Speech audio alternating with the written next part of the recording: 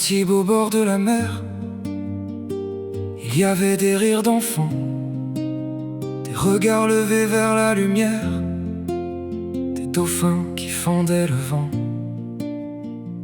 On venait toucher l'impossible, voir la rivière à quelques pas, un monde immense, presque invisible, qu'on découvrait les yeux grands ouverts là-bas. C'était peut-être pas parfait, le temps a changé, c'est évident. Mais quand on veut tout réparer, il faut penser à l'après, vraiment. Car on ne sauve pas la vie avec des portes qu'on ferme un soir. On ne rend pas la liberté sans préparer l'espoir. Ils ont fermé Marine et Land, mais pas les bassins.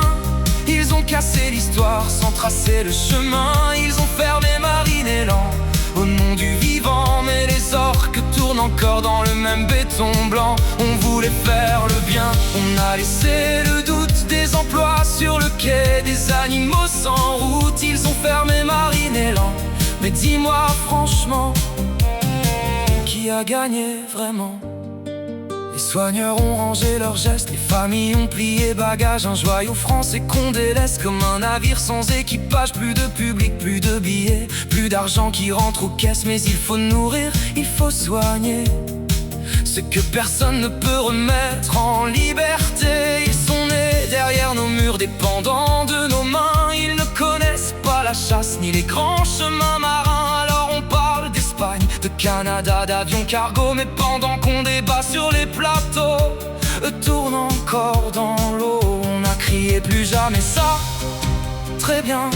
Mais après on fait quoi quand la morale monte sur scène et que le réel reste sans voix? Ils ont fermé Marine et Land, mais pas les bassins. Ils ont cassé l'histoire sans tracer le chemin. Ils ont fermé Marine et Land au nom du vivant. Mais les orques tournent encore dans le même béton blanc. On voulait faire le bien, on a laissé le doute. Des emplois sur le quai, des animaux sans route. Ils ont fermé Marine et Land. Mais dis-moi franchement, qui a gagné vraiment? Voilà l'homme et sa grande idée: interdire avant de prévoir, casser ce qu'il prétend sauver, puis détourner le regard. Une décision tombe d'en haut, froide comme un papier sans âme. Elle ferme un joyau de nos côtes et laisse les bêtes dans le drame. Ils appellent ça de la justice. Moi j'y vois surtout l'absurde quand le bon sens quitte la piste. La France s'aborde en costume, encore des emplois qu'on disperse, encore un lieu qu'on laisse mourir. Et dans le bruit des belles promesses, c'est le réel qu'on fait souffrir. Je ne chante pas pour les cas, je ne chante pas pour les choses. Je chante pour tous les naufrages qu'on maquille avec de grands mots. Libérer, ce n'est pas détruire, c'est prévoir avant d'agir. C'est sauver sans faire souffrir, c'est construire avant d'interdire. Et quand les enfants demanderont où sont passés les grands dauphins, on répondra peut-être un jour: on a fermé, puis on verra bien. Ils ont fermé Marine et Land, mais pas les bassins.